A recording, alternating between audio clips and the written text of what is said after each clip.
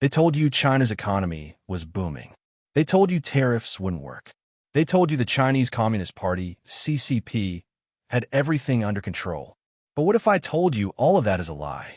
Right now, behind the polished speeches and fake numbers, China is quietly crumbling under the weight of something it never expected: U.S. tariffs. And the fallout? It's far worse than you've been led to believe.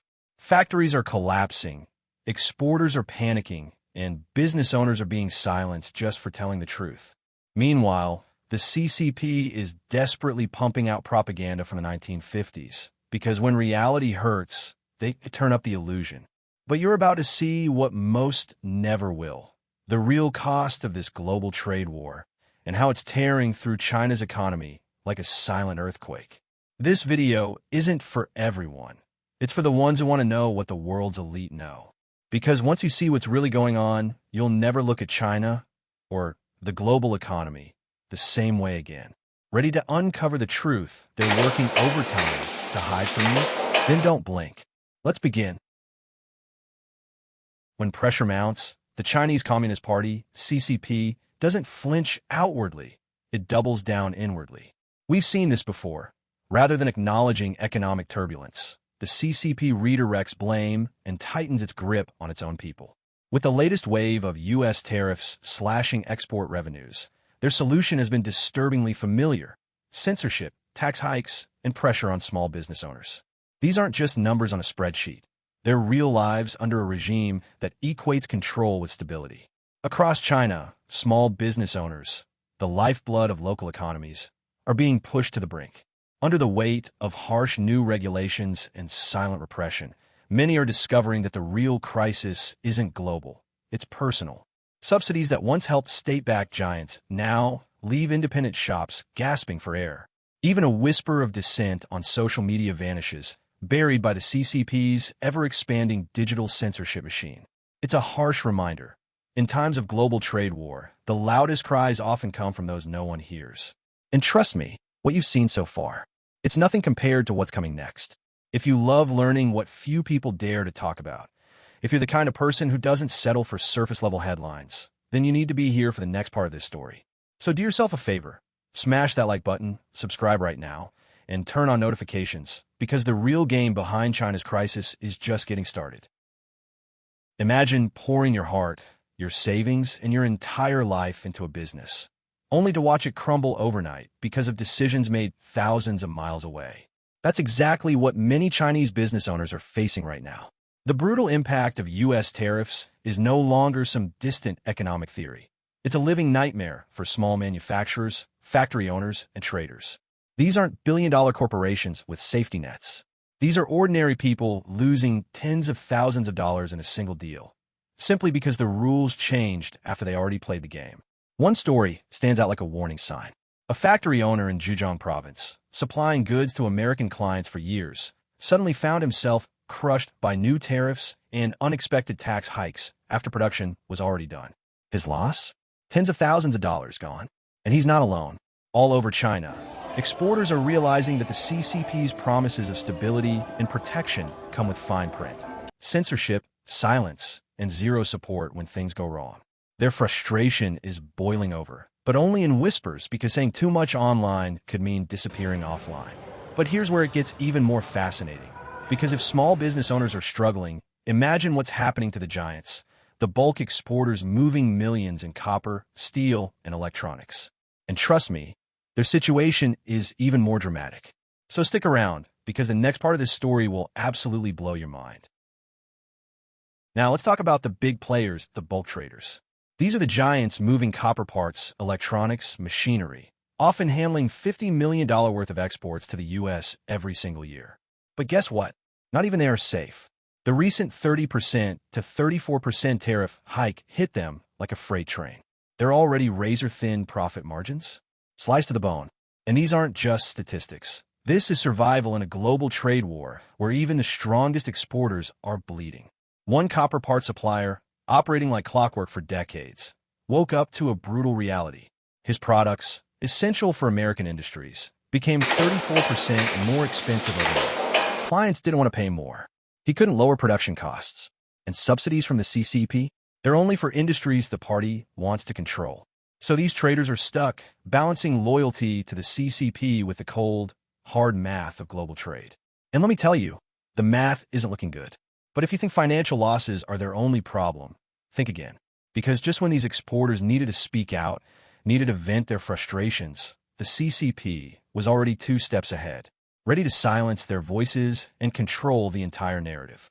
And what comes next? Well, it's straight out of an Orwellian nightmare. See, the CCP understands something very clearly. Control the narrative, control the people. And that's exactly what they're doing right now. Complaints from struggling business owners? Deleted. Social media posts about the impact of tariffs? Vanished in seconds. Instead, the Chinese internet is flooded with old propaganda clips, heroic war scenes from the 1950s, reminding citizens of their resilience against foreign enemies. Classic distraction playbook. But while the CCP blasts nationalism on TV, the reality on the ground is chilling. People are scared to talk. Online forums that once buzzed with business advice are dead silent. Even WeChat groups, normally safe spaces, have become dangerous. And let's not forget, behind every censored post is a real person, someone trying to survive this global trade war while walking on eggshells. Yet here's the twist. Despite the censorship, despite the propaganda, one thing keeps popping up in private conversations, in quiet business circles, and even in CCP-controlled spaces. And that one thing is the power of the US dollar. Because love it or hate it, Chinese exporters know deep down. No market on earth compares to America's buying power. Let me be brutally honest here. No matter how loud the CCP yells about self-reliance or anti-American pride, every serious Chinese exporter knows the US market is king. It's not just about size, it's about stability, payments in US dollars, and a demand engine like no other. Africa, Southeast Asia, Latin America, they can't even come close. US dollar dominance is the lifeblood of Chinese trade, and it goes deeper than money. Payments in US dollars bring predictability. American consumers bring loyalty. Even the CCP's censorship machine can't erase these hard facts from the minds of factory owners trying to keep the lights on. They might wave the red flag in public, but in private, they're praying for American orders. But here's where things get really complicated. Because while exporters quietly depend on the US market, the CCP is trying desperately to pivot, to build new trade relationships elsewhere. The question is, can these other markets actually replace America? Or is China about to face a brutal economic reality check? Let me put it this way. The CCP might dream of escaping US influence, but dreams don't pay the bills. Exporters trying to redirect their goods to Africa or Latin America are hitting a wall. The purchasing power isn't there. The infrastructure is shaky, and the volume of consumption, laughably small compared to the US market. This is the harsh truth about global trade war strategies. Sure, some contracts exist, some deals are signed, but ask any serious trader in China, and they'll tell you the same thing. The US consumer is irreplaceable. Their appetite for goods, their consistency in payments, their US dollar dominance. No other region offers that combo. The CCP might push for diversification, but business is business. And the math doesn't lie. But China's economic model doesn't rely only on trade routes. Oh no, the CCP has another powerful weapon, one that's shaped global markets for decades. And it all starts with subsidies and an obsession with mercantilist practices that go far beyond fair competition. The CCP's approach to global trade is straight-up mercantilist warfare. We're talking about massive subsidies pouring into industries like steel, electronics, and solar panels, often producing way more than the domestic market could ever absorb. Why? Simple. To flood global markets with dirt-cheap products and crush foreign competitors. This isn't new, but the scale today is mind-blowing. It's a strategy straight from the old playbook. Subsidize like crazy, dump the excess abroad, watch rivals collapse. Then, move in and dominate the industry. From steel to rare earth metals, the CCP's tactics are about power, not profit, and the results speak for themselves. Many foreign factories simply can't compete with the artificially low prices backed by CCP subsidies. But wait till you see how far this strategy goes. Because China doesn't just make it hard for outsiders to compete globally within its own borders, it builds a fortress of restrictions that foreign companies can barely penetrate. Here's the irony. While China preaches free trade to the world, it builds walls at home taller than the Great Wall itself. Try launching Google or Facebook in China. Try selling certain U.S. tech products inside the CCP's walled garden. You'll find yourself blocked, censored, or regulated out of existence. Meanwhile, Chinese companies enjoy the freedom to expand globally, often backed by state subsidies. This double standard creates a brutally unfair playing field. Foreign companies are locked out, forced to hand over technology, or trapped in joint ventures they barely control.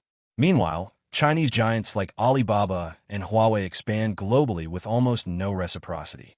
It's a one-way street, paved with CCP policies and enforced through censorship. But if you think it ends there, oh no. One industry, in particular, showcases the CCP's ruthless approach like no other. And that industry is steel, the poster child for China's subsidized domination strategy. Steel isn't just a product in China, it's a weapon. The CCP has pumped billions in subsidies into its steel industry, producing volumes that dwarf local demand. The result? Chinese steel floods global markets at prices that sometimes don't even cover production costs. It's not about profit, it's about wiping out competitors. Foreign steel companies, from the US to Europe, have cried foul for years. But by the time tariffs are slapped on, the damage is often done. Local factories close, workers lose jobs, and China secures market share like a seasoned chess master cornering its opponent. This is mercantilism at its most aggressive. But here's the thing, the world is waking up, and global leaders, from CEOs to policymakers, are starting to rethink their entire approach to China. The question is no longer if dependency on China is dangerous. It's how fast can we escape it. Big names like JP Morgan CEO aren't pulling punches anymore. They're calling out the elephant in the room. Economic security is national security. And that means reducing dependence on China is no longer just good strategy, it's survival.